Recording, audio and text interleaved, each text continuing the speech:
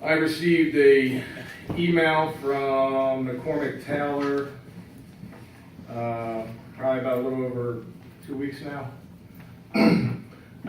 stating that we needed to repair our fencing, put up a type 3 barricade, and fix the bridge sign, which we did.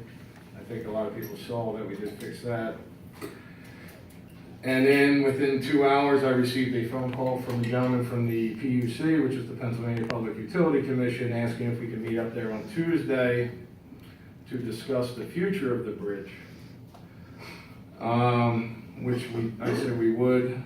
We tried to meet on the bridge. Obviously, everybody knows it was a rainy day, so we ended up meeting back here. People involved in that meeting were some council members, the mayor, myself, the chief, members of the PUC, members of CSX, members of PennDOT. I believe Aqua was here. PICO did not make it. I think that was about it that was here. Basically what it turned out to be was an emergency meeting, an emergency hearing, should I say, regarding the bridge, and the last report which came out from McCormick Taylor, which stated that the bridge is in such disrepair that it needs to be removed.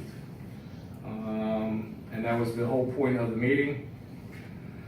So after discussion, argument, us yelling at PUC, us yelling at CSX, us arguing with the 1981 PUC order that CSX was responsible to maintain that Pine Street Bridge for so many years, which they failed to do.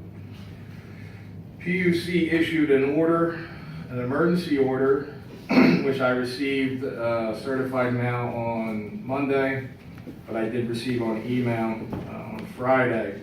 The emergency order states as follows.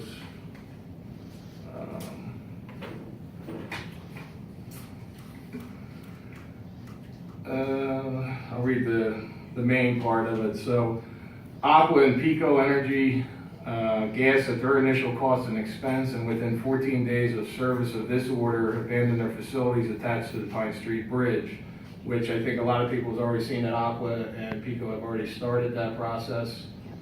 And just so everybody knows that this order is March 24th of 2017. Number 4 was CSX at its initial cost and expense, furnish all material and perform all necessary work to remove the Pine Street superstructure and pier bents in their entirety within 14 days after the time allotted for the removal of the affected non-carrier utilities. CSX at its initial cost and expense, furnish all material and perform all work necessary to install concrete barricades with reflective markers, fencing, and signage needed to safely close both approaches to vehicle and pedestrian traffic.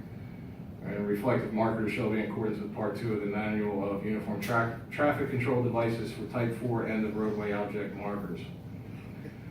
CSX Transportation at its initial cost and expense maintain any barricades, fencing, and signage installed to prevent vehicle and pedestrian access to the closed crossing.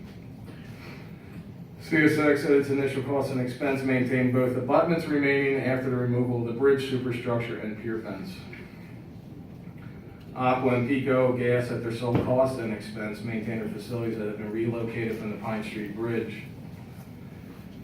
CSX Transportation at its initial cost and expense furnish and maintain any flagmen, watchmen, construction inspectors, and/or engineering services necessary to protect and safeguard its railroad operations during the time required for the bridge superstructure and pier bench removal and all non-carrier utility relocations, and the installation and maintenance of the abutments, concrete barricades, fencing, and signage in accordance with this order. CSX Transportation at its initial cost and expense furnish all flagmen during future inspections of the remaining bridge abutments. A copy of this order be served to all commissioners, executive director, and secretary. Number 12, which is very important.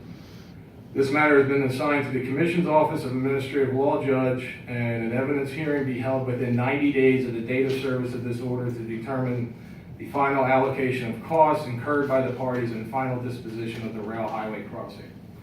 So, basically what it means is CSX has all the costs to remove the bridge, to maintain the safety and everything else. So basically what's gonna happen is there's gonna be a big hole up there once they get done this, until we figure out, within this 90 days, until we figure out what's the next step. It's a PUC order, so basically it's like a court order, so it needs to be done in the time period that the PUC has stated. So, in the time that this happened, right after the PUC hearing, we reached out to, the chief and I reached out to Delaware County, spoke to John McLean. John McLean, in return, emailed the PUC. They have formally, they've asked the county has become a formal party to the matter, so they can get all the communications.